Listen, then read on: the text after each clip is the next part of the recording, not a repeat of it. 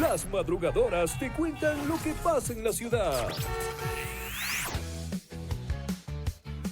Son las 6 de la mañana con 48 minutos y hoy queremos topar un tema que es súper importante y es el cuidado de nuestros adultos mayores. Ustedes habrán escuchado que lamentablemente hay quienes no tienen ese cuidado específico y hay mucho abuso y maltrato en la vejez, así que es importante que ustedes, si es que tienen por ahí viviendo al abuelito, a la abuelita, al tío que ya es adulto, adulta mayor, es importante tomar en cuenta y hacer conciencia del cuidado que debemos dar a nuestros adultos mayores. Vamos a conversar hoy con Andrea Portilla, ella es psicóloga del Hospital del Adulto Mayor, para hablar sobre este tema. Bienvenida a este espacio, Andrea. Les saluda Daniela Ruiz, Estefanía Santillán. Muy buenos días. Coméntenos, no sé, ¿ustedes cómo han visto evidenciada esta problemática al momento? Se ha podido evidenciar, ¿no? Que lamentablemente el cuidado a los adultos mayores a veces no siempre se lo da como deberíamos hacerlo. Muy buenos días, encantada de estar en este espacio, madrugando. Qué es lindo. Parte de las madrugadoras también, Andrea. Yo también soy parte de las madrugadoras, soy mamá, entonces ineludiblemente nos toca madrugar, sí. Bueno, en realidad para nosotros sí es una situación importante el poder abordar este tema en estos espacios, porque definitivamente necesitamos hacer conciencia social sobre la realidad de nuestros adultos mayores, ¿sí? A veces pensamos que el cuidado de nuestros adultos mayores en casa únicamente es vigilar los temas básicos, salud, en el mejor de los casos, o alimentación o vivienda, pero nos olvidamos de una parte fundamental del cuidado, que es el hecho de la relación, del vínculo, de cómo estamos comunicándonos con nuestros adultos mayores en casa. Y desde ahí parte el cuidado. Eso es importante, Andrea, y yo sí quisiera hacer como hincapié en este tema que usted acaba de mencionar, ¿no? ¿Cómo nos relacionamos con los adultos mayores? A veces decimos, ¿no? Yo he escuchado mucho a personas que dicen, es que se vuelve como un niño pequeño nuevamente.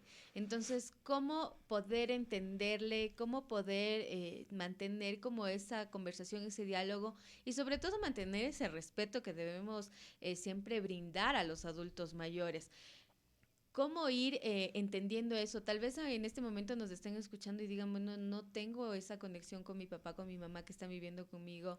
A veces tenemos como dificultades para poder relacionarnos y ya se vuelve incluso un poco conflictivo el poder convivir. Totalmente, ¿no? Es importante saber que lamentablemente en nuestra sociedad existen también muchos mitos alrededor de lo que implica ser adulto mayor. A veces relacionamos como una cosa similar o como un sinónimo de el envejecimiento, la enfermedad. Y no es cierto, ¿no? Hay adultos mayores que de pronto viven un envejecimiento saludable.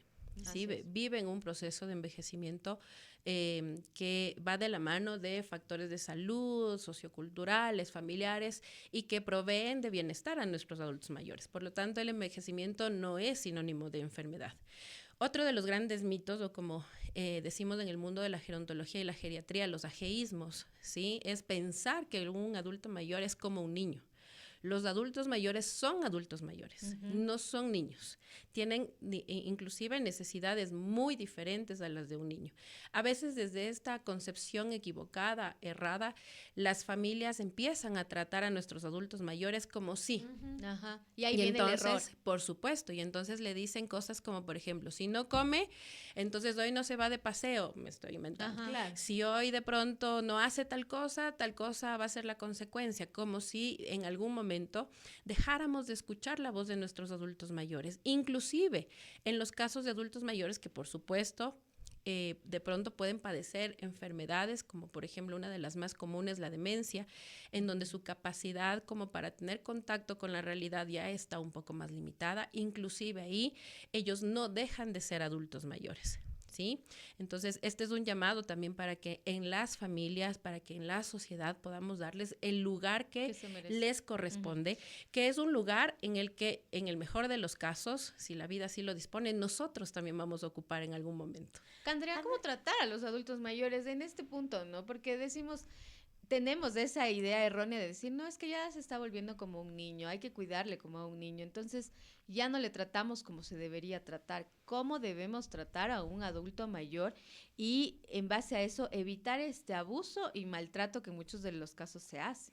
Bueno, en primera instancia siempre va a ser fundamental el hecho de que podamos tener una evaluación, un seguimiento médico, si el caso así lo merita, es decir, si yo como familiar veo que en algún momento mi papá, mi mamá se está olvidando ciertas cosas, ya no recuerda la fecha, cosa que sí antes lo hacía, situaciones en donde me llama la atención porque el manejo del dinero que antes lo hacía con solvencia, ahora ya no, en fin, es necesario hacer una valoración para ver y determinar de pronto cuál es la condición y la situación del paciente. Si esa no fuera la situación, es importante, y en todos los casos es importante el hecho de que podamos preguntarle al adulto mayor, ¿no?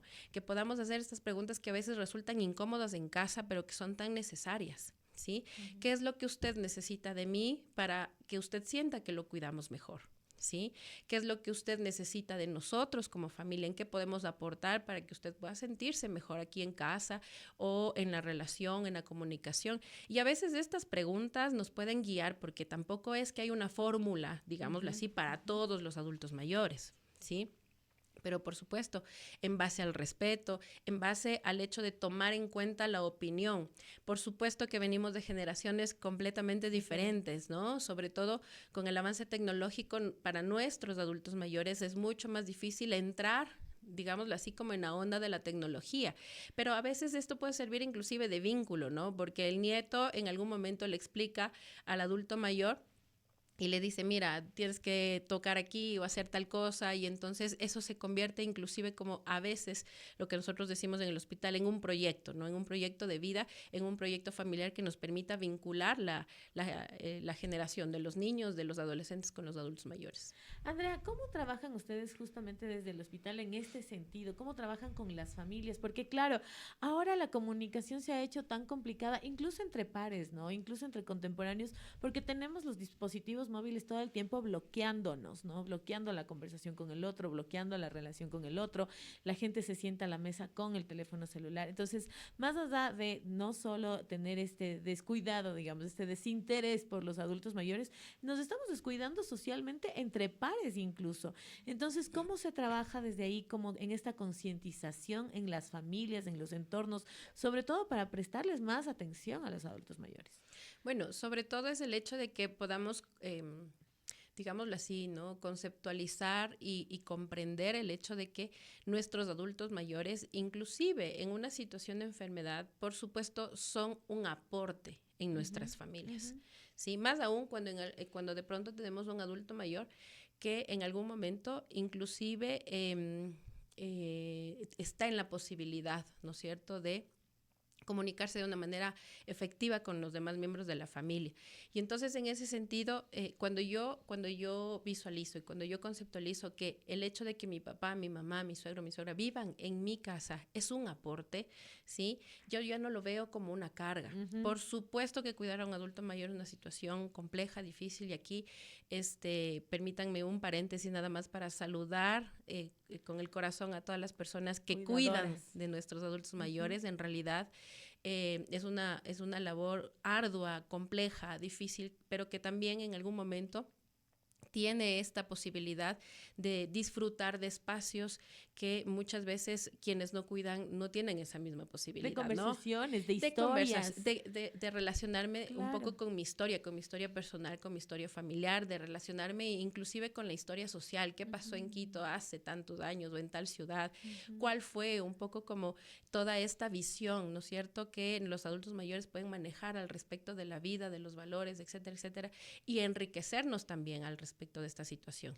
Y cuando yo como adulto lo hago, ¿no?, traslado también esta situación a las futuras generaciones. Es decir, yo sé yo he visto que mi mamá de pronto tiene esta relación, este vínculo, esta conversación. No solamente me ha dicho, respeta a tus adultos mayores, sino que yo veo y vivo en carne propia el hecho de cómo compartimos con ellos y cómo aprovechamos estas enseñanzas que ellos traen. Muchísimas gracias, Andrea, por habernos acompañado en las madrugadoras del tiempo. Se nos queda cortito para un tema tan bonito de conversar, tan amplio. Esperamos tenerle también en una próxima Con muchísimo oportunidad. gusto. Muchas Gracias. gracias. Hemos dialogado con Andrea Portilla. Ella es psicóloga del Hospital del Adulto Mayor. Son las 6 de la mañana con 58 minutos.